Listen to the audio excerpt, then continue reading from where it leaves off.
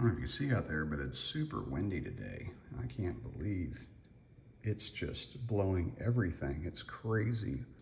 What the heck? Where'd our dock go? That's nuts. Oh, great. The whole dock blew away? Where'd our dock go? Just kidding.